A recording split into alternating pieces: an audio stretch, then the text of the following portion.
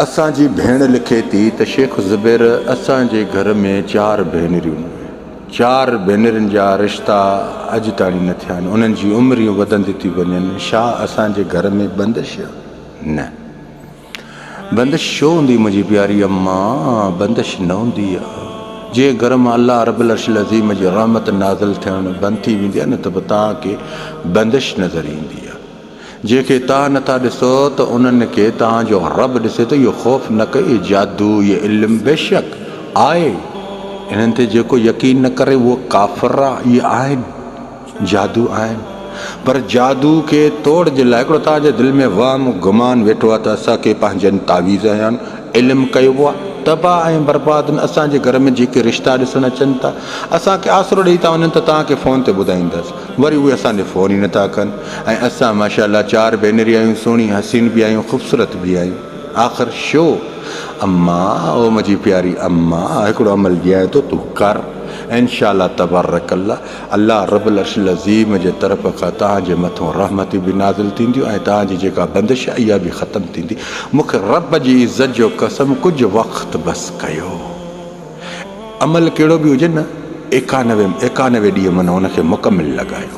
पर अमल तॾहिं असरु कंदो आहे जॾहिं 5 वक़्त निमाज़ जी पाबंदी हुजे। हा, वरी जॾहिं औरत खे छा इहे ईंदा न, मेंथिस महीनो ईंदो आहे न, महीने जे वक़्त में इहे तव्हां ॾींहं ख़ामोश कयो, इहे ॾींहं तव्हां ख़ामोश रहो। इन्हनि ॾींहंनि में तव्हांखे माना सख़्ती सां मनाए नाहे पढ़णु। उहो अमल कहिड़ो आहे? फजर जी नमाज़ खां बाद में सूरे बकरा जा 2.5 सिपारा मुकमिल उहे पढ़ी करे पाणी जी अधु जग में दम करणा। अधु जग में दम करणा त उहे चौतरफ़ घर में माना छंडा पाणी जा हणणा। इहो तव्हां सिर्फ़ु इंशाअल्लाह तबारक अल्लाह तव्हां कयो, अल्लाह जे फज़ल ऐं करम सां। मां बल्कि तव्हां चवंदा त कसम शेख ज़ुबैर छो थो अबे, अरे अब्बा कसम काथे काथे खणणो पवंदो आहे।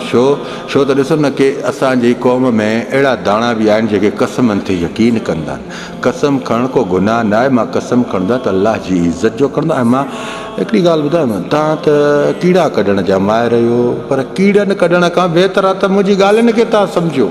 रब पाक क़ुरान में ॾिसो काथे काथे कसम बि खणे थो अल्लाह पाक। छो त अल्लाह खे ख़बर आहे त हीअ क़ौम ईअं एतबार न करे, मुंहिंजे कसमनि ते एतबार कंदी।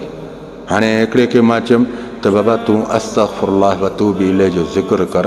रब जो इन में कसम खयल आहे त मां उन इंसान खे माली माल कंदुमि ऐं नेक साल औलाद अता कंदुमि, मिल्कियत वारो कंदुमि। पर उहो अस्तग़फिरुल्लाह बि तॾहिं असरु कंदी जॾहिं तूं वरी गुनाहनि खे ॾिसे न तूं हेॾो गुनाह बि कंदो हले, अस्तग़फिरुल्लाह बि कंदो हले।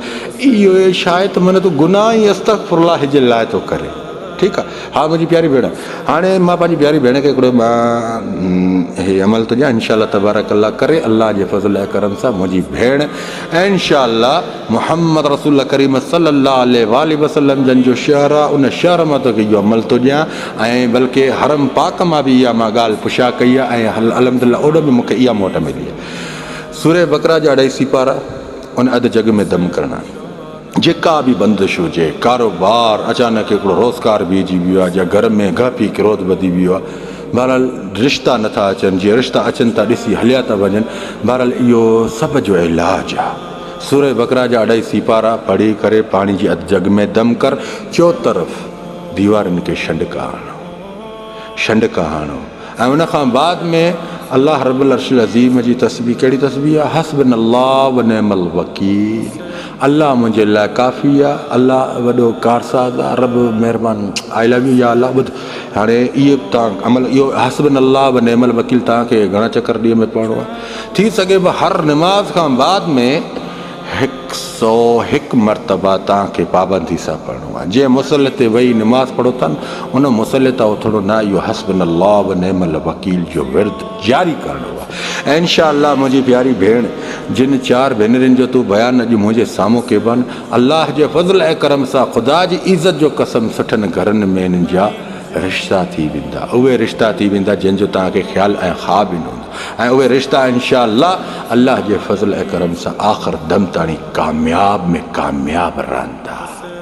जज़ाकल्लाह ख़ैर, मा सलाम। ऐं ॿी ॻाल्हि, ऐं जज़ाकल्ला ख़ैर चई ठीकु आहे बर बि मताक ॿुधाए थो ॿुधो इहा ॿी ॻाल्हि कहिड़ी आहे अगरि कारोबार बंदि थी वियो आहे रोज़गार अचानक बीहजी विया आहिनि त उते बि इहो ई कमु करिणो आहे अमल इहो करिणो आहे कहिड़ो सूरह बकरा जा 2 सिपारा पाणी जी अधु जॻह ते दम करिणो आहे ऐं उनखां बाद में दर खां वठी वेंदे अंदरि चोतरफ़ दुकान में जा हिकिड़ो सेलर आहे सेलर में जा हिकिड़ो तव्हांखे कहिड़ो बि बिज़नेस आहे उन चोतरफ़ दीवारनि खे छंडा हणा सिर्फ़ु 91 ॾींहं थी सघे बि मता तव्हां पहिरें ॾींहं में ई कामयाबु थी वञो पर यकीन रखो अल्लाह जी ज़ात में रब जी ज़ात में अहिड़ी ईअं चपाटी हणाव तव्हांजो यकीन जेको आहे न अल्लाह खां वधीक वरी इंसाननि में थींदो आहे अरे बाबा उमेद अल्लाह रब्बुल अर्शिल अज़ीम में रखो हा ऐं यकीन अल्लाह ते मज़बूत रखो ठीकु आहे पंहिंजो ख़्यालु रखिजो जज़ाकल्ला ख़ैर मां अस्सलाम।